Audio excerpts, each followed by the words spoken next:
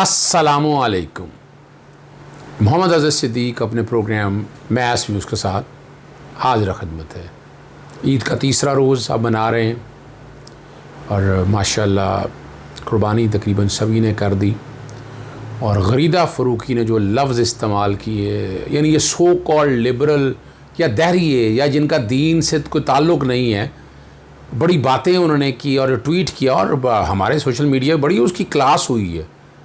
और ऐसे लोगों को, जो ऐसे लोगों के जहन के लोग जो कम जहन है, ऐसे लोगों को मीडिया पे आने की इजाज़त नहीं दी जानी चाहिए। जो इनका अपना नुक्ता नज़र जाएँ, घर जाके बयान करें आप, और कंट्रोवर्सीज जनरेट करते हैं और वही चीज़ वो अपना माइंड लेकर मीडिया पे बैठते हैं। और अगर बात ऐसी करनी भी है, जब आप देखें, जब आप मीडिया पे आते हैं तो आपको बात सच करनी है और हक़ाइक़ पर मबनी है। आपका अपना नुक्ता नज़र नहीं चल सकेगा। एक तरफ से पूरा साल गोश्त खाते रहते हैं, किसी शक्ल में देख लें आप, चिकन की शक्ल में देख लें। और कुर्बानी का जो जज्बा है, ये जानवर पैदा ही इसलिए हैं, यानी आप खाने के लिए है ना। आपके इंसान अशरफुल मखलूक़ात है, यानी ये कायनात जो है ना, ये बनाई इसीलिए है, फसलें उगाना। अब उस फसलों से चारा उगाकर वो जानवर भी खाते हैं और इंसान भी सारा। तो कुर्बानी के जज्बे के पीछे बात यह है कि इंसान प्यार मोहब्बत से एक चीज़ रखता है और रब की राह में कुर्बान करता है। और कुर्बान करने का फिर वो बताया है तरीका, रिश्तेदारों में जाना है, गरीबों जाना। और पूरी दुनिया के अंदर पूरा मिसाल देख लें कि सबसे ज़्यादा बीफ खाया जाता है, चिकन खाया जाता है। मुसलमान ममालिक तो कहीं दूर तक है, लेकिन मुसलमानों में ये कुर्बानी का जज्बा रखा हुआ है।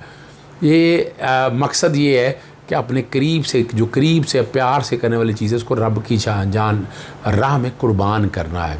उन्हें माफ़ी मांगनी चाहिए गरीदा फ़रूकी को। बहरहाल उनको आगे मर्ज़ी अपनी है उनकी, लेकिन नज़र यही आ रहा है कि तालीम और तरबियत की कमी है। ये अदालती ख़बरों का टाइम होता है। तो आप सबसे पहले तो ख्वाजा साद रफ़ीक पैरागन सिटी का जो केस था, वो एहतसाब अदालत में पेश हुए। नई जगह पर अदालतें चली गई हुई हैं। 23 अगस्त तक बग़ैर कार्रवाई जो है ना, अदालत ने समाअत मुलतवी कर दी। नए जजेस तैनात होने हैं, छुट्टियाँ चल रही हैं अपनी जगह पर, लेकिन 23 अगस्त तक के लिए समाअत मुलतवी कर दी है। तो ये कंसेप्ट मत रखिएगा। ये एक अजीब सा एक बयानिया बनाया जा रहा है कि सज़ाएँ नहीं हुई हैं, हर कोई सियासी लीडर अपने। पर नवाज़ शरीफ को 2 केसों में सज़ाएँ हो चुकी हैं, बाकी केसों में ट्रायल नहीं चल रहे। ट्रायल डे टू डे चलने चाहिए। इसमें कसूर किसका है? इस निज़ाम का कसूर है कि आपकी पार्लियामेंट जो नैब का एक कानून बना है, उसमें बेहतरी चाहती है या ख़राब करना चाहती है, ये फ़ैसला उन्होंने करना है। दूसरा ख़बर आपके सामने रखनी है, सुप्रीम कोर्ट के अंदर रजिस्ट्री कराची में नेटो या इसाफ़ कंटेनर चोरी का मामला है। नौकरियों से बर्खास्त के कस्टम हुकाम की अपीलों की समाअत हुई। अदालत ने ना नेटो कंटेनर के चोरी होने से मुतल्लिक शवाहिद तलब किए और दस्तावेज़ात की तस्दीक का हुक्म भी कहा है कस्टम हुकाम को। प्रिंसिपल अब्रेज़र जो है ना जी, नेमतुल आलवी और सरदार अमीन ने अपीलें दायर की थी और नेटो कंटेनर स्कीम में नौकरी से बर्खास्त किया। ये अपील कुलंदगान का है। सर्विस ट्राइब्यूनल ने नौकरी पर बहाल ताहम 2 दर्जे तनज़ली कर दिए। कस्टमर ऑफिसर ने कहा गफलत और लापरवाही का इल्ज़ाम है। कस्टमर ऑफिसर ने कहा 2 दर्जे तनज़ली के फ़ैसले को भी कलअदम करार दिया जाए। ये बहरहाल उनका कहना है। ये सर्विस अपील के कॉन्टेक्स्ट में लाहौर हाई कोर्ट में 2 अहम केसेस की समाअत हुई। एक तो लोड शेडिंग जो जारी थी, यहाँ पर टाइमिंग कोई नहीं है और गैर यानी अनप्लान लोड शेडिंग, ये जुडिशल एक्टिविज़म पैनल की तरफ दरख्वास्त दायर की है। अदालत ने कहा मिनिस्ट्री वगैरह को आप पहले अप्रोच करें और ये मामला अब मिनिस्ट्री के पास लेकर जा रहे हैं कि लोड शेडिंग और ये सारी चीज़ों को सामने रखते हुए अदालत के सामने मैंने बताया कि सर्कुलर डेट जो है हज़ारों अरब हो चुका हुआ है और ये पैसे गवर्नमेंट अदा नहीं कर पा रही और यहाँ गैस की शॉर्टेज है।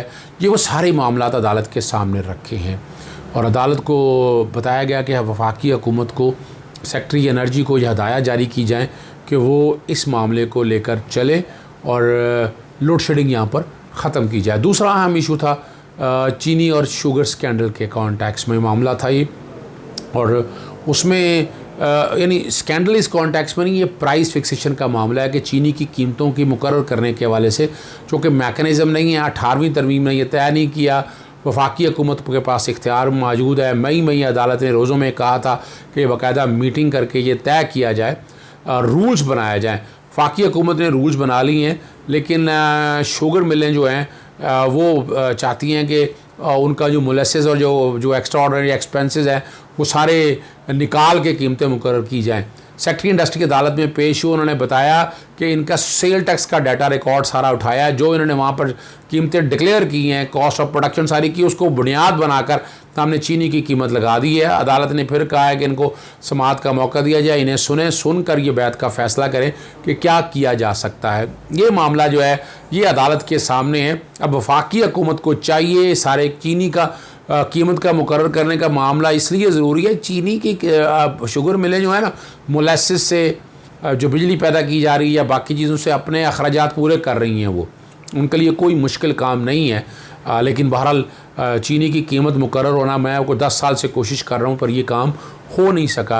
अब दोबारा मीटिंग मंगल को गालबन करने का कहा है और उन्होंने कहा है कि चीनी की कीमत उसके मुताबिक मुकर्रर कर दी जाए, इनको सुना जाए मौक़िफ़, और अगर वो चीनी की मुकर्रर करने की कीमत को किसी जगह चैलेंज करना चाहें तो वो चैलेंज कर सकते हैं। लेकिन इसके लिए आपको चीनी की कीमत मुकर्रर करने के हवाले से जो इमरान खान ने जुडिशल कमीशन की इंक्वायरी रिपोर्ट करवाई है वो अगर पढ़ लिया जाए, उसमें बाकायदा मैथडोलॉजी दे दी है कि चीनी की कीमत कैसे मुकर्रर करनी है। कोई मुश्किल काम नहीं है, इन्हें प्रॉब्लम भी यही है। और ये रेगुलेटेड प्राइस है, असेंशियल कमोडिटी में आती है ना, ये वफाकी हुकूमत ने ये ज़रूरी बनाना है, तो ये इसलिए हुकूमत, उनके हुकूमत वक्त के जिम्मेदारी है कि वो कैसे इसकी चीनी की कीमतों को मुकर्रर कर सकती है, कैसे हालात और वाक़यात बेहतरी की तरफ लेके जा सकती है कि जिससे चीज़ें बेहतरी की तरफ ले जाएं और कीमतें जो हैं आम आदमी की पहुंच में आ जाएं।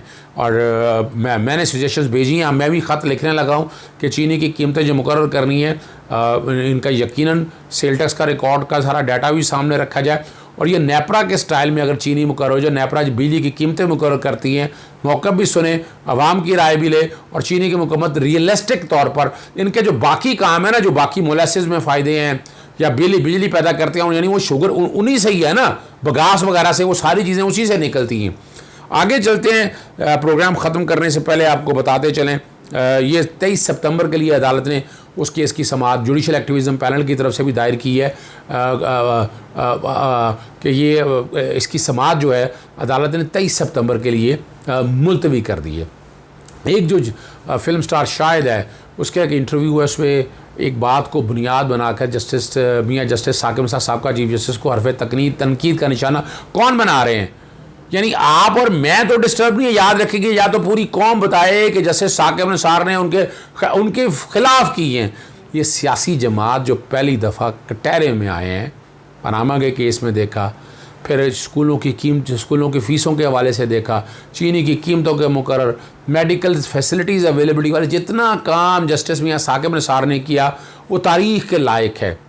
अब यहाँ बैठकर ही बुनियाद बनाकर कि उन्होंने एक बात बताई अपने बचपन के हवाले से, उन्होंने ज़िक्र किया, स्कूल के ज़माने का ज़िक्र किया, स्कूल के लड़कपन के ज़माने में कोई भी इस तरह की बात, लेकिन उसको बुनियाद बनाकर बाकायदा एक मिलिशियस कैंपेन चलाई जा रही है और इल्ज़ाम लगाया जा रहा है। ये तौहीन अदालत के ज़िम्मे में आता है कि आपने एक ऐसे इंसान के ऊपर, और जैसे साकिब निसार साहब को मीडिया पे अब आना चाहिए, अपना पॉइंट ऑफ व्यू ये देना चाहिए। मैं तो गुजारिश कर सकता हूँ, और ये मैं जो बात आपके सामने रख रहा हूँ ना, उसका मकसद ये है कि ये ज़्यादती है कि आप एक ऐसे इंसान को जिसने बहुत काम किया, आज डैम बन रहे हैं, आज पानी की शॉर्टेज में जो काम किया है वो जस्टिस मियां साकिब निसार ने किया है। आज हस्पतालों में अगर अद्वियात सस्ती मिल रही हैं, हार्ट से रिलेटेड है, स्टंट सस्ते किए उन्होंने, स्कूलों में फ़ीसों का निज़ाम अगर देखें वो कम किया, और आम आदमी के हवाले से जितने मसाइल जैसे साकिब निसार ने मामला तो उठा के देखेंगे, तारीफ़ के लायक है, तारीफ़ के लायक हैं। और हमें इन चीज़ों को ज़हन में रखना चाहिए। हाँ, इनके लिए दर्द-ए-सर ज़रूर है, ये माफियाज़ के लिए, क्योंकि इनको पहली दफ़ा ये अदालत के कटहरे में आए, इनको वरना तो इनको पूछ कोई नहीं सकता था ना। अब ये इनके लिए दर्द सारे इसलिए है, यानी अगर रेलवे में चोरी जारी थी वो चीज़ें सामने आ गई, या खोकर बरदर ने कब्जे किए हुए थे वो कब्जे सारे उठाकर सामने रखे, ये सारी ये काम ये किसने किया? ये जस्टिस मियां साकिब निसार साहब ने। और रियल पब्लिक इंटरेस्ट की है। मैं जो कि पब्लिक इंटरेस्ट का काम करता हूँ, मुझे अंदाज़ा है कि उनकी खिदमत मैं समझता हूँ ताउमर अगर रखा जाए तो याद रखनी है, और ये तारीख का हिस्सा है। यानी ये आए ना, मैं चैलेंज करता हूँ, इन माफियात को चैलेंज करता हूँ, आए बताएं कौन सा फैसला गलत है, कौन सा फैसला गैर कानूनी है, कहाँ उन्होंने ज्यादती की है। कोई आपको केस नहीं मिलेगा, एक का शायद आपको मिल जाए कोई केस, कोई बुनियाद बनाकर 1,10,000 आम आदमी के मसाइल हल किए उन्होंने। और ये क्रेडिट जाता है उनको। अब ये बुनियाद बनाकर, वो इंटरव्यू का बुनियाद बनाकर आप लगें, फिर मिलिशियस कैंपेन और डेफेमेटरी कैंपेन शुरू की जाए, उससे नहीं आप जान छुटेगी आपकी। सुन लें PMLN वाले और पाकिस्तान पीपल्स पार्टी वाले, कोई आए, चैलेंज कबूल है, आए बात कर, लेकिन झूठ को मत प्रोवोक करें। ये फिफ्थ जनरेशन वार जिस तरह पर लेकर चल रहे हैं, उसका फ़ायदा किसी को कुछ नहीं होना है। हमें अपनी कौम को आगे लेके चलना है, कौम के मामलात को बेहतरी की तरफ लेके जाना है। इजाज़त दीजिएगा। अस्सलामुअलैकुम, अल्लाह हाफ़िज़। पाकिस्तान जिंदाबाद।